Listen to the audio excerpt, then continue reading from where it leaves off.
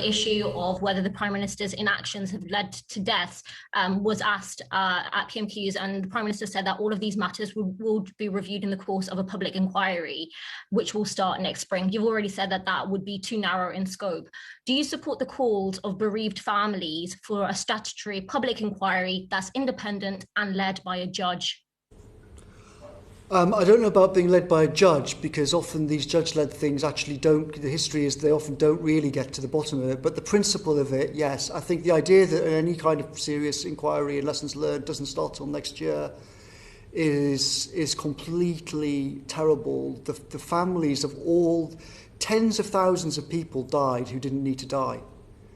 There's absolutely no excuse for delaying that, because a lot of the reasons for why that happened are still in place now. Look at the whole debate about variants and whatnot. Like, this has to be honestly explained. If the government, if Number 10 today won't tell the truth about the official plan, which they briefed the media about and described on TV a year ago, what on earth else is going on in there now?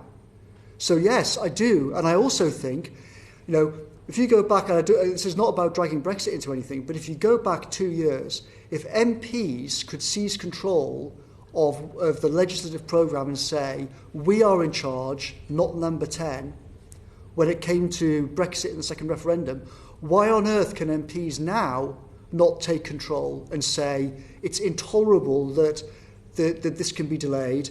The elected representatives of the families of people who died who didn't need to die must get to grips with this now.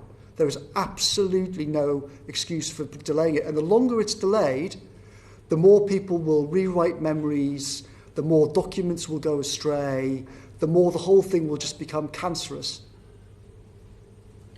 One of the issues has been the Prime Minister's reluctance to actually meet the COVID family group, the bereaved families. Why is the Prime Minister running away from meeting with them, do you think?